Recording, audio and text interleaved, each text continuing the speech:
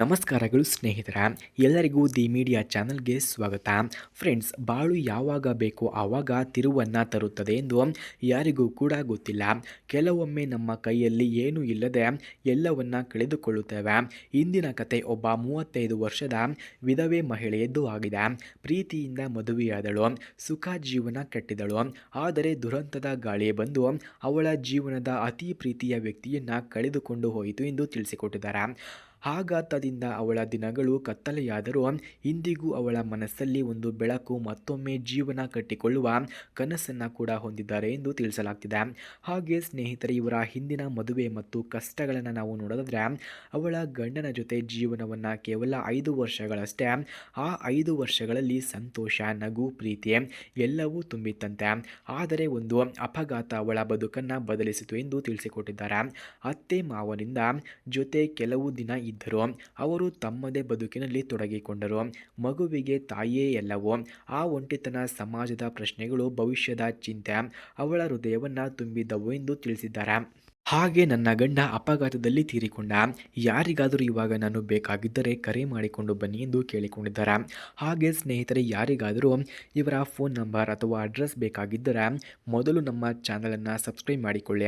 ಆ ನಂತರ ಜಾಯಿನ್ ಎಂಬ ಬಟನ್ ಕಾಣಿಸುತ್ತದೆ. ಜಾಯಿನ್ ಬಟನ್ ಮೇಲೆ ಕ್ಲಿಕ್ ಮಾಡಿ ನಮ್ಮ ಮೆಂಬರ್ಶಿಪ್ಗೆ ಜಾಯಿನ್ ಆದರೆ ಮಾತ್ರ ಇವರ ಫೋನ್ ನಂಬರ್ ಹಾಗೂ ಅಡ್ರೆಸ್ಸನ್ನು ನಾವು ನಿಮಗೆ 100ಗೆ 200% ಸೆಂಡ್ ಮಾಡುತ್ತೇವೆ. ಹಾಗೆ ಸ್ನೇಹಿತರೆ, ಅವಳ ಮನಸ್ಥಿತಿಯನ್ನು ನಾವು ನೋಡಿದ್ರೆ, ಮಗುವಿನ ಮುಖ ನೋಡಿದಾಗ ಅವಳಿಗೆ ಧೈರ್ಯ ಬರುತ್ತದೆ. ಆದರೆ ಮನದಾಳದಲ್ಲಿ ಯಾರಿಗೂ ಅಳಲು ಹಂಚಿಕೊಳ್ಳಬೇಕು ಅನ್ನೋ ಬಯಕೆ ಇಲ್ಲ. ಯಾರಾದರೂ ಒಂದು ನೀನು ಒಂಟಿಯಾಗಿಲ್ಲ ಅನ್ನೋ ಮಾತು ಹೇಳಬೇಕು ಅನ್ನೋ ಬಯಕೆ ಇದೆ ಎಂದು ತಿಳಿಸಿಕೊಟ್ಟಿದ್ದಾರೆ. ಹಾಗೆ ಆಕೆಯ ಕನಸಿನ ಸಂಗಾತಿ ಈ ರೀತಿ ಇರಬೇಕು ಎಂದು ಕೂಡ ತಿಳಿಸಿದ್ದಾರೆ. ಅವಳಿಗೆ ಬೇಕಾಗಿರುವುದು ಕೇವಲ ಒಬ್ಬ ಪ್ರಾಮಾಣಿಕ, ಹೊಣೆಗಾರ ವ್ಯಕ್ತಿ. ಅವಳ ಮಗುವನ್ನು ತನ್ನ ಮಗುವಿನಂತೆ ಕಾಣುವವರು. ಹಾಗೆ ಧನ ರೂಪ ಅವಳಿಗೆ ಮುಖ್ಯವಲ್ಲ, ಹೃದಯದ ಒಳ್ಳೆಯತನ ಮಾತ್ರ ಬೇಕು ಎಂದು ಅವರು ನಮ್ಮಲ್ಲಿ ಕೇಳಿಕೊಂಡಿದ್ದಾರೆ. ಹಾಗೆ ಸ್ನೇಹಿತರೆ, ಸೌಮ್ಯರವರ ರೊಮ್ಯಾಂಟಿಕ್ ಆದ ಉಕ್ತಿಗಳನ್ನು ನಾವು ನೋಡೋದಾದ್ರೆ, ಒಂಟಿತನದ ಹೂ ಮಳೆ ಬಿದ್ದರೆ ಮತ್ತೆ ಹರಳುತ್ತದೆ, ಹೃದಯದ ಬಾಗಿಲು ತೆರೆಯುವವರು ಬಂದರೆ ಬಾಳು ಮತ್ತೆ ಚೆಲುವಾಗುತ್ತದೆ ಎಂದು ಅವರು ಮಾತನ್ನು ಹೇಳಿದ್ದಾರೆ.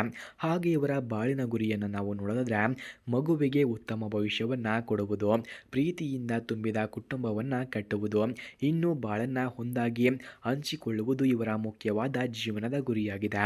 ಹಾಗೆ ಅಂತಿಮ ಆಹ್ವಾನ, ಯಾರಿಗಾದರೂ ನಿಜವಾಗಿಯೂ ಸಂಪರ್ಕ ಬೇಕಿದ್ರೆ ಬನ್ನಿ. ಇವಳ ಬದುಕಿಗೆ ಮತ್ತೊಮ್ಮೆ ಪ್ರೀತಿಯ ಬೆಳಕನ್ನು ತರುವವರಾಗಿದ್ದರೆ ಮಾತ್ರ ಅವರನ್ನು ಸಂಪರ್ಕಿಸಿ ಎಂದು ನಾವು ನಿಮಗೆ ಹೇಳಲಾಗ್ತಿದೆ. ಹಾಗೆ ಸ್ನೇಹಿತರೆ, ಯಾರಿಗಾದರೂ ಇವರ ಫೋನ್ ನಂಬರ್ ಅಥವಾ ಅಡ್ರೆಸ್ ಬೇಕಾಗಿದ್ದರೆ ಮೊದಲು ನಮ್ಮ ಚಾನಲನ್ನು ಸಬ್ಸ್ಕ್ರೈಬ್ ಮಾಡಿಕೊಳ್ಳಿ. ಆ ನಂತರ ಜಾಯಿನ್ ಎಂಬ ಬಟನ್ ಕಾಣಿಸುತ್ತದೆ. ಜಾಯಿನ್ ಬಟನ್ ಮೇಲೆ ಕ್ಲಿಕ್ ಮಾಡಿ ನಮ್ಮ ಮೆಂಬರ್ಶಿಪ್ಗೆ ಜಾಯಿನ್ ಆದರೆ ಮಾತ್ರ ಇವರ ಫೋನ್ ನಂಬರ್ ಹಾಗೂ ಅಡ್ರೆಸ್ಸನ್ನು ನಾವು ನಿಮಗೆ ಸೆಂಡ್ ಮಾಡುತ್ತೇವೆ. ಧನ್ಯವಾದಗಳು.